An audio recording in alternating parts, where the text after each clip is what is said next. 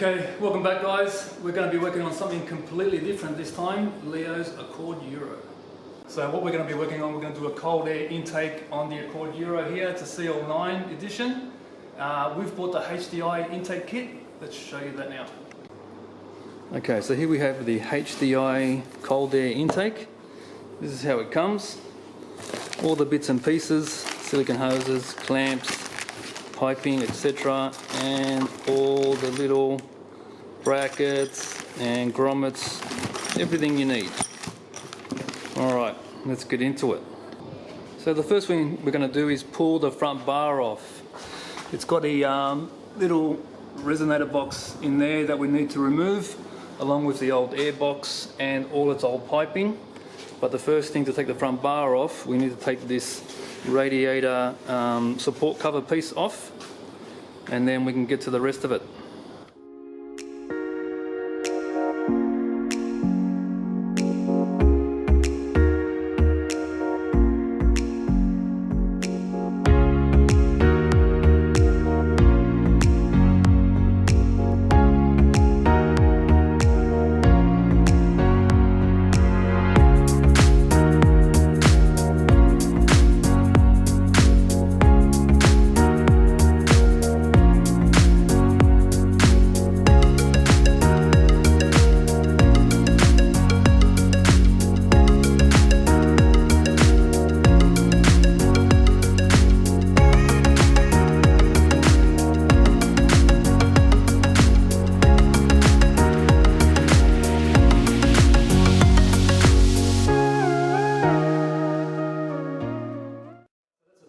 All done, all removed.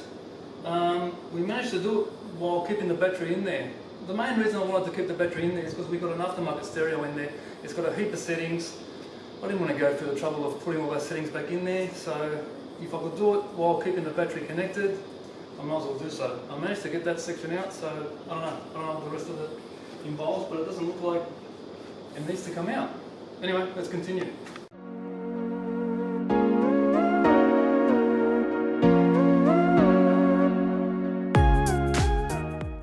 Okay, so we've removed everything, all the resonator, everything. Actually, none of it was tricky. It all came off nice and cleanly. I was able to do it with the battery still in there. Everything was accessible as long as you take them off sections at a time. So the first bit of pipe seems to be this one. So it connects, the smaller pipe connects to this little pipe here, and then the big one you have to remove. Looks like you have to remove this, I don't know what that is, whatever. Section, and then the smaller blue silicone hose connects to here, and then will connect to there.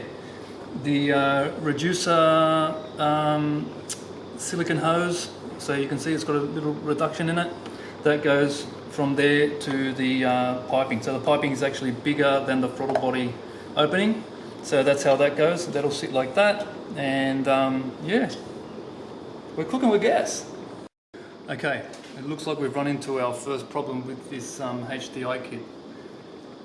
It's a problem and not really a problem. I mean, anyway, but it's not directly bolt on. So this hose here goes from the intake and goes into the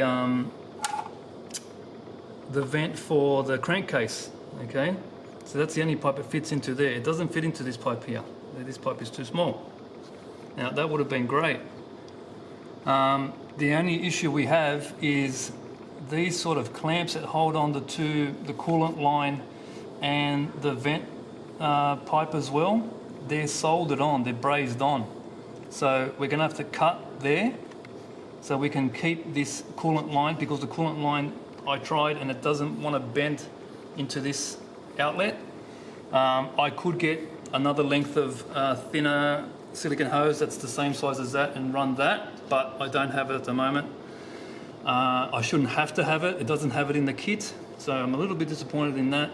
So I'm just going to give it a chop there and a chop here, separate this pipe from the coolant line, and then I can run this hose straight into the intake.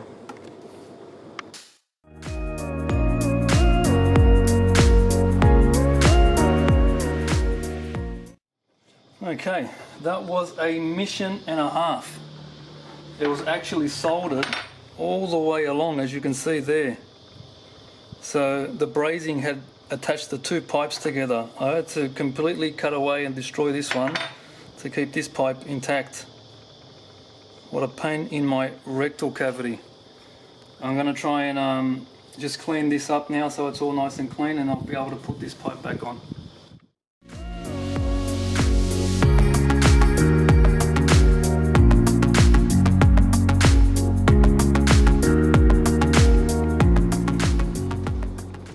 Okay, when you're putting on the silicone hose, it helps if you've got one of these bad boys.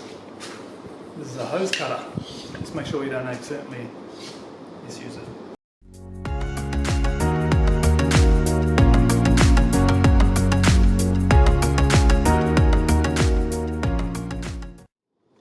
Okay, it's missing this little clamp as well. This doesn't come with the kit, but yeah, whatever. You can get one of these at Bunnings.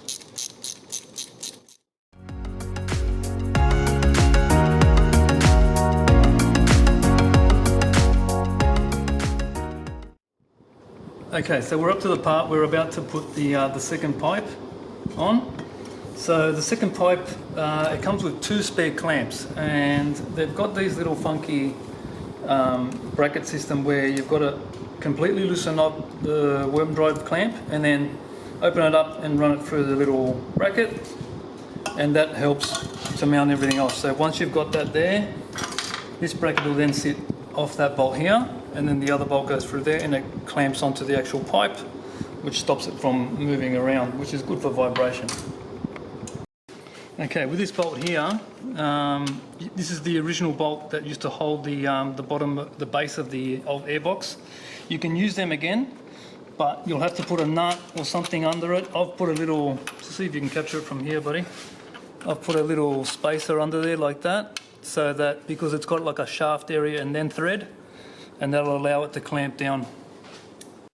Okay, when you're getting your positioning set up, don't tighten up any of these clamps. It'll allow you to, you know, put the pipes further into the silicone hoses if you need to, or, you know, twist the pipe around if you need to. So I've just clamped the actual bracket down, but everything else I've left loose. I'm going to slowly start tightening it off now.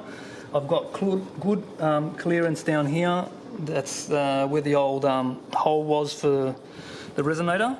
So good clearance all the way around the pipe. I want it to be able to, you know, if the engine moves a tiny bit, to not hit any metal, so it doesn't get any rattles or anything like that.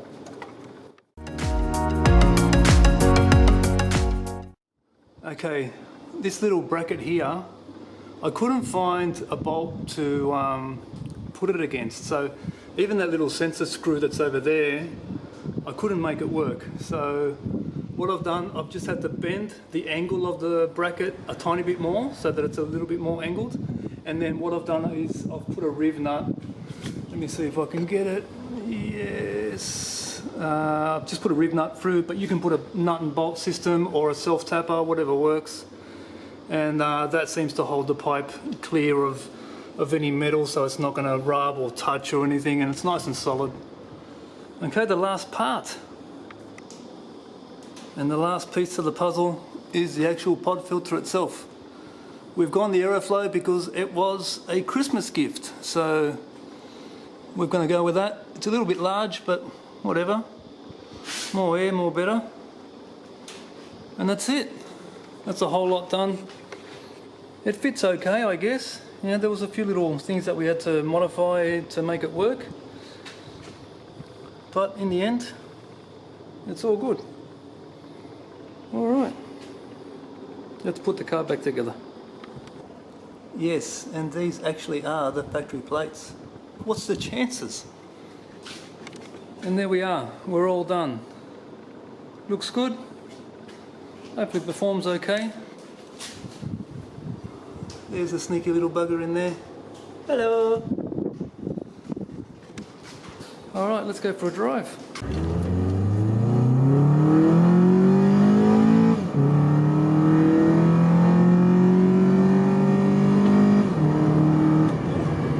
It's fantastic, isn't it? It sounds so good. All right, so here's my opinion on the HCI intake, guys. I like it. It's pretty good. Yeah, the kit's not too bad. There was only that clamp that you had to, the bracket that you had to sort of muck around a little bit with. Look, maybe I did it wrong. It doesn't come with any instructions or anything like that, so you sort of got to search the internet or whatever and see what other people have done, or you know, once you've pulled things apart, have a look and sort of guide yourself. But that was the only thing that gave me a little bit of a headache, was mounting that lower bracket just near the pod filter itself. It sounds fantastic, as you would have heard on the sound clip. You know, excellent. It seems to have a little bit of more mid-range, a little bit more pickup, a little bit easier. If you putt around now, like as if you're driving normally, you don't hear it. You know, it just sounds like a normal intake system, so that's great. At about $3.5 grand, if you're still into it, you know, foot to the floor, it starts to growl and make all sorts of funky, you know, Honda noises, and it's really nice. But yeah, for the moment, the difference isn't overly drastic, but I do feel something there around the mid-range where it does seem to pick up a little bit easier. You know, it is a very hot day at the moment, so you know, not the most ideal things for, you know, thrashing the car around town, but yeah, it's pretty good. Okay, there you have it, guys, all done.